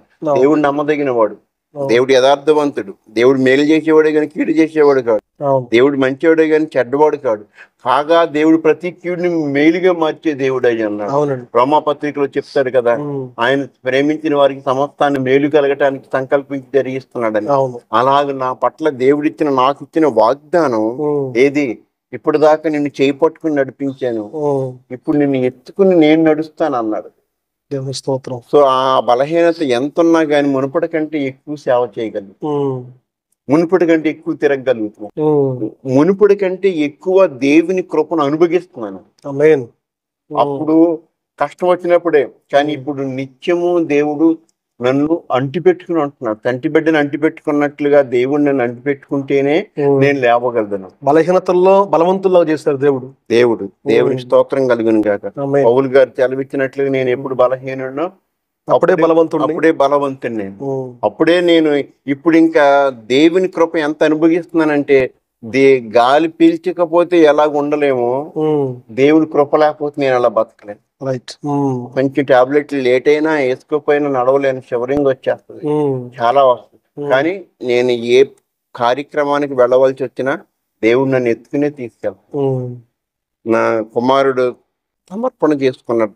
బైబిల్ ట్రైనింగ్ అయిన తర్వాత ఏ సేవ చేయాలి, ఎక్కడ చేయాలని రెడీ, సేవని నేను చూస్తాను, నేను నీకు సహకారిగా ఉంటాను, నువ్వేం భయపడకు, నువ్వు ఎక్కడికెళ్ళినా తీసుకెళ్తాను. ఇతను సమర్పణ చేసుకున్నాడు. తనని ఈ సంఘానికి కాపరిగా నియమించి ఇప్పుడు నేను ఓవర్సీర్ గా ఉంటున్నాను. మిగతా సంఘాలన్నిటిని చూసుకుంటూ ఎవాంజలిస్ట్ గా అనేక సంఘాలను దర్శిస్తూ బలపరుస్తూ అనేక మంది సేవకుల్ని, బలహీనులైన వారిని బలపరుస్తూ, నేను బలవంతుడైతే మీకేం పాస్టర్ గారు మీరు ఎన్నైనా చెప్తారంటాడు. అవును. ఇప్పుడు నేను లేవలేని స్థితిలో ఉంటే వాళ్ళు నన్ను లేవలేని పాస్టర్ గారు ఎలా తిరుగుతూ ఉంటే మనం ఇంకెంత సేవ చేయాలి? వాళ్ళలో ఇంకా ఉత్సాహం కలుగుద్ది కదా, ఇంకా బలం వస్తుంది. అవును. నా బలహీనత వాళ్ళకి బలమైంది. రైట్. నా బలహీనత ద్వారా వాళ్ళని దేవుడిని అనుభవంలో నుంచి వాళ్ళ నా శ్రమల అనుభవము వాళ్ళకి బలపరచడానికి నాకు ఆయుధం అయింది. రైట్. అలాగూ దేవుడు నమ్మదగిన వాడిగా నా జీవితంలో పిలిచిన దేవుడు, పిలిచిన నాటి నుంచి ఇప్పటి వరకు విడిచిపెట్టక సిగ్గుపరచక తన సేవలో తానిచ్చిన వాగ్దానాన్ని నా పట్ల నెరవేర్చిన దేవునికి మహిమ కలుగును గాక. ఆమేన్. కనుక విన్న శ్రోతలందరికీ ప్రభు పేరట నేను తెలియజేసే మనం ఏంటంటే, మనలను పిలిచిన దేవుడు నమ్మదగిన వాడు. తన కుమారుని సహవాసానికి మనల్ని పిలిచిన దేవుడు నమ్మదగిన వాడుగా ఉన్నాడు. మిమ్మల్ని పిలిచిన దేవుడు నమ్మదగిన వాడు కనుక మీ పట్ల దేవునికి ఒక ఉద్దేశం ఉంది. నేను చేసిన పొరపాటు ఏంటంటే, దేవుడు కోరుకున్న సేవ కాక నాకు కుదిరిన సేవ చేయటానికి నేను ప్రయత్నం చేసి నేను చాలా కాలం దేవుడు వాడుకోకుండా ఉండిపోయాను. ఎప్పుడైతే ప్రభువా నువ్వు ఏది కోరుకుంటావో అది చేస్తా, అమరపేటలో వద్దంటే నిడదవోలు వచ్చాను, నిడదవోలులో వద్దు అంటే రాజమండ్రి వచ్చాను, ఆయన ఎక్కడికి వెళ్ళమంటే అక్కడికి వెళ్ళాను. నాకున్న ఆనందం సంతోషం ఏంటంటే, ఎంత గొప్ప సేవ జరిగింది అన్నదానికంటే నన్ను దేవుడు ఉండమన్న చోట ఉన్నాను, అదే సంతృప్తి మిగిలింది, తృప్తి మిగిలింది. దేవుడు వెళ్ళమన్న చోటకి వెళ్ళాను. దేవుడు ఒకళ్ళు అడిగారంట పరిచర్య గురించి, దేవుడు వాళ్ళని వెళ్ళమన్న పరిచర్యకి వెళ్ళిన వాళ్ళని ఎవరినన్నా నాకు చూపించి ప్రభు ఒకళ్ళంటే నన్ను చూపించారంట ఆ సహోదరికి దేవుడు. దేవుని స్తోత్రం. నాకు అప్పుడు మరింత బలం వచ్చింది, నేను దేవుడి దృష్టిలో ఉన్నాను. నిజమండి. ఇప్పుడు పరిశుద్ధ గ్రంథంలో కూడా మనం చూస్తే, అవునండి, భక్తులు ఎవరో కూడా వాళ్ళు పుట్టిన ప్రాంతంలో దేవుని పని చేయలేదు. దేవుడు అందరినీ బయటికి పంపించాడు. అబ్రహాం దగ్గర నుంచి మొదలు పెడితే మోషేని కానీ ఎవరినైనా సరే వేరొక ప్రాంతానికి తీసుకెళ్ళి తన పని కొరకు అద్భుత కార్యాలు చేయటం కొరకు దేవుడు వాడుకున్నాడు. మీ జీవితంలో కూడా అదే నెరవేరింది. మీరు చెప్పిన తర్వాత నాకు అది బైబిల్లో ఉన్న భక్తుల జీవితాలు గుర్తొస్తున్నాయి. అవునండి. అందుకని దేవుడి సన్నిధానంలో నేను అందరికీ మనవి చేసేది ఏంటంటేనండి, మనకు కుదిరిన సేవ కాదు, దేవుడు కోరుకున్న సేవ చేయాలి. అవునండి.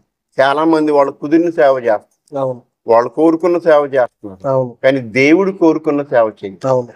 దాంట్లో నిజమైన తృప్తి ఉందని. నేను మా ఊరు నుంచి నిడదవోలు వచ్చినప్పుడు నాకు ఎన్నలేని తృప్తి ఏంటంటే, దేవుడు ఎల్లమన్న చోటకు వెళ్ళాను, నాకు ఇక్కడ ఏముంది ఏమి లేదు చూసుకోలేదు, మీరు ఏముందో ఏమి లేదు చూసుకోలేదు. దేవుడి మాటకు లోబడ్డానా లేదా, దేవుడు రేపొద్దున పరలోకంలో నన్ను గురించి ఏం చెప్తాడు, నా సేవకుడు నేను చేయమన్నా చేశాడు.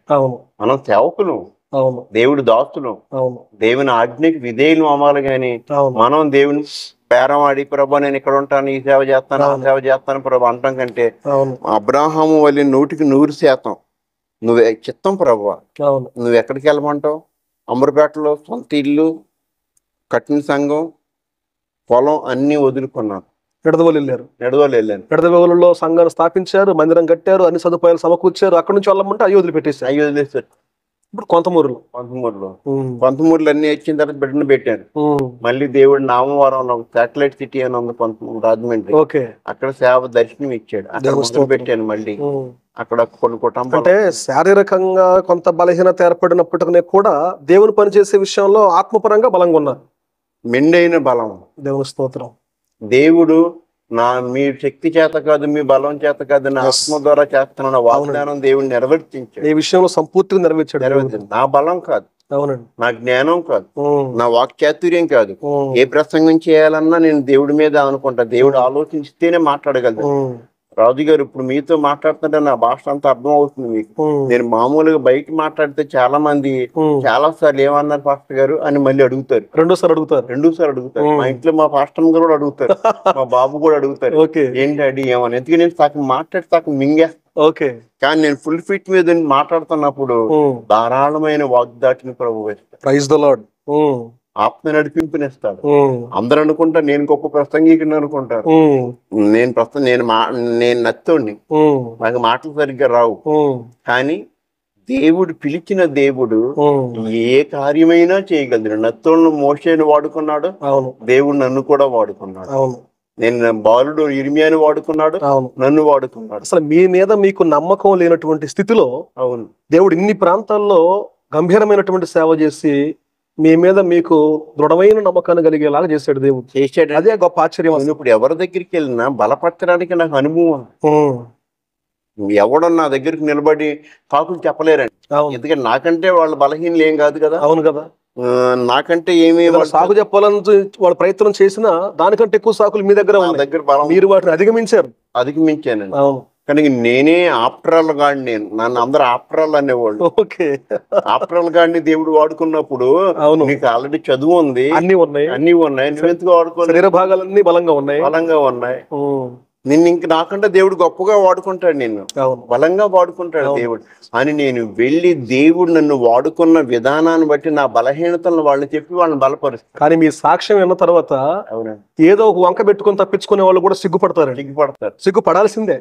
ఎందుకంటే అసలు ఎంత బలహీనతల్లో మీరు నిలబడితే అన్ని సమృద్ధిగా ఉండి మేము చేయలేము అని చెప్పుకోవటం సిగ్గుచేటు.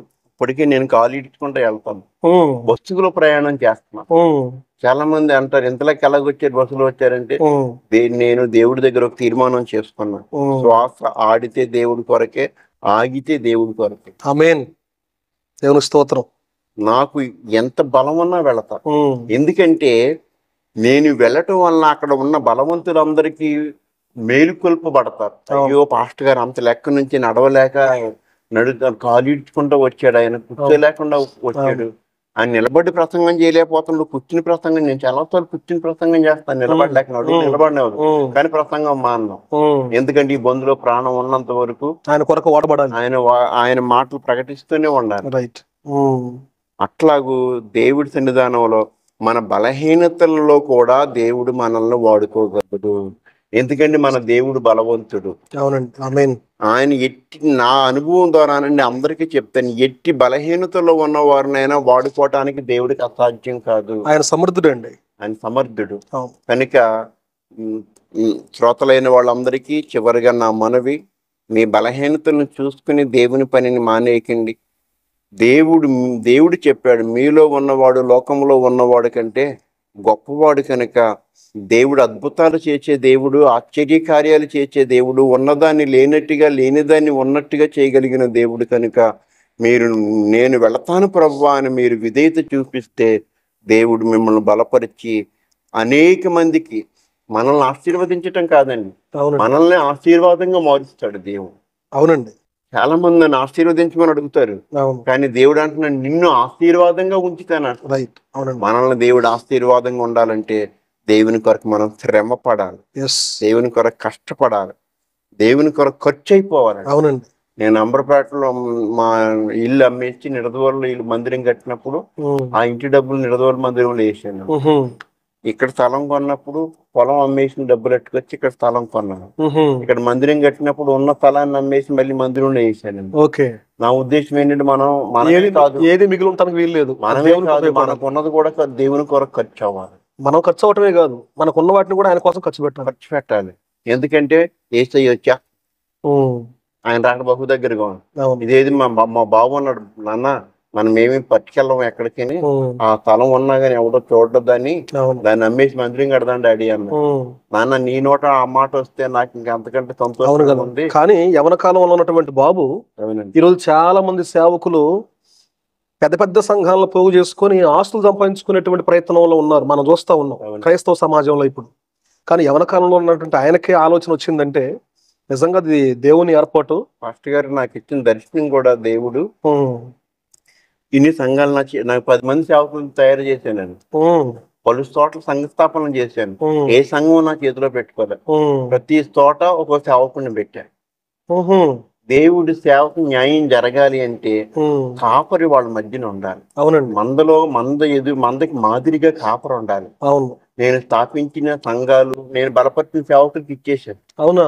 అన్ని వాళ్ళని చూసుకుంటారు, నేను ఓవర్సీర్గా వెళ్తాను. అసలు ఇప్పుడు చూడండి, క్రైస్తవుల్లో కూడా చాలా మంది సేవకులు వాళ్ళ దగ్గర 10 సంవత్సరాలు 20 సంవత్సరాలు కొంతమందిని సేవకులుగా యవన కాలంలో పరిచర్యకు వచ్చినటువంటి వాళ్ళని సేవకులుగా తయారు చేసిన తర్వాత కూడా వాళ్ళకి సంఘాలు ఇవ్వట్లేదండి. వాళ్ళ కొడుకులకో కోడళ్ళకో లేకపోతే వాళ్ళ బంధువులకో ఇచ్చేసి వీళ్ళు ఎంతకాలం ఉన్నా పరిచర్య చేసే వాళ్ళలాగానే మిగిలి చేస్తున్నారు. అటువంటి వాళ్ళు కూడా చాలా చోట్ల చూస్తున్నాం మనం. అవునండి. కాకపోతే దేవుడి చిత్తం కాదు. దేవుడి సేవను ప్రేమించిన వాళ్ళు అది చేయరు. అవును. నేను ఒకటి నేర్చుకున్నాను, నా దేవుని సేవకి నష్టం జరగకూడదు. నా దేవుడు ఎవరిని వాడుకోవాలనుకుంటున్నాడో వాళ్ళకి బాధ్యత అప్పగించాలి. దేవుని స్తోత్రం. ఇది నా కొడుకని కూడా నేను ఇవ్వలేదండి. తాను సమర్పణ చేసుకుని ఈ సేవలో నిలబడాలని తీర్మానం చేసుకున్న తర్వాత తనకు కూడా డిగ్రీ అయ్యాక కాలింగ్ లెటర్ వచ్చింది జాబ్. ఓకే డాడీ నేను జాబ్కి వెళ్ళను, నేను జాబ్కి వచ్చిన తర్వాత ఎవడో జాబ్ లేకుండా వచ్చాడని అంటారేమో అని నేను ఇప్పుడు దాకా వెయిట్ చేశాను అని తన కాలింగ్ లెటర్ చింపేసి బైబిల్ ట్రైనింగ్కి వెళ్ళాడు. ఇప్పుడు ధైర్యంగా చెప్పగలడు, నాకు జాబ్ వచ్చినా చింపేసిన సేవకు వచ్చాను. నేను బతకలేక సేవకు రాలేదు, నేను దేవుడి సేవకి సమర్పణ చేసుకుని వచ్చానని చెప్పడానికి ఆ జాబ్ వదులుకుని తను బైబిల్ ట్రైనింగ్కి వెళ్ళాడు. మంచి ఆలోచన అండి. అట్లాగే నేను ప్రతి చోట సేవకులను బలపరిచి వాళ్ళకి అప్పచెప్పి నేను వెళ్తానండి. అన్ని నాయే, ఏది నాది కాదు. మంచి మాట అసలు. వాళ్ళని బలపరచాల్సినప్పుడు నాదే, కానీ ఏమి ఆశించను. వాళ్ళు ఏదైనా గౌరవ వేతనంగా ప్రేమించి ఇస్తే ఆశీర్వదించి వస్తాను. లేకపోతే నేనే ఇచ్చి సేవలో ఖర్చు అవసరం ఉంటే నేనే నా దగ్గర ఉంటే ఇచ్చి వాళ్ళని ఆ సేవ బలపరిచి వస్తాను. ఎందుకంటే యేసుప్రభు వస్తున్నాడు, మన ఆస్తి పరలోకంలో ఉండాలి, భూలోకంలో కాదు. మా ఆస్తి అండి తనకాలం ఉంది, అంత అమ్ముడైపోద్ది, అంతా మేము కోల్పోతాం అనుకున్నప్పుడు మా అమ్మగారు నాకు చెప్తే ప్రార్థన చేసుకుంటే మా పొలాన్ని అంతటిని దేవుడు మాకు ఇప్పించాడు. దాన్ని అయిపోయింది అనుకున్న దాన్ని మేము బ్రతికి మా పిల్లలకి కూడా పితరాజ్యతాన్ని ఇవ్వగలిగించాడు దేవుడు. నా కుమార్తె ఈ రోజుని కెనడాలో చదువుకుని అక్కడ జాబ్ చేస్తుందంటే నా స్తోమతని బట్టి కాదు, దేవుడు తెలిసిన మార్గం. అవునండి. అంటే మనం దేవుడు పని చేస్తే మన పిల్లల భవిష్యత్తు, అవునండి, మనం ఆయన పని చేస్తే దేవుడే చూసుకుంటాడు. అవునండి, మనం ఆయన పని చేస్తే మన పని ఆయన చేస్తాడు. మంచిదయ్య గారు, చాలా వందనాలు. చాలా అద్భుతమైనటువంటి సాక్ష్యం, మీ అనుభవ సాక్ష్యాన్ని మాతో పంచుకున్నందుకు మరొకసారి ప్రభు పేరట మీకు నా హృదయపూర్వక వందనాలు. మీ సాక్ష్యం అనేక మందిని సేవకులను కూడా చూసినటువంటి విశ్వాసులనే కాదు, ఇంత శరీర సంబంధమైన బలహీనత ఉన్నా కూడా పౌలు గారి జీవితంలో ఆయన కూడా అంటాడు, నాలో ఒక ముళ్ళు పెట్టాడు దేవుడు అని. అయినా కానీ మంచి పోరాటం పోరాడాడు. అలాగే మీరు కూడా ఈరోజు ఇన్ని ప్రాంతాలకు దేవుడు పంపించాడు, అన్ని పరిస్థితుల్లో కూడా నిలబడి ఆత్మలో మీరు బలపడి దేవుని పని కొనసాగించారు. ఈరోజు మీ వారసత్వంలో కూడా దేవుని యొక్క పని చేయాలనేటువంటి జీలు మిగిల్చాడు దేవుడు. చాలా సంతోషం. ఈ సాక్ష్యం అనేక మందిని బలపరుస్తుందని ఆశిస్తున్నాను. మిమ్మల్ని, మీ పరిచర్యని, సిస్టర్ గారిని, పాప వాళ్ళని, బాబుని, సంఘాలను అన్నింటినీ కూడా దేవుడు దీవించాలని మనస్ఫూర్తిగా కోరుతూ ఉన్నాను. Praise the lord. మిత్రులారా, చూశారు కదా, మంచి అద్భుతమైనటువంటి సాక్ష్యాన్ని మీరు విన్నారు.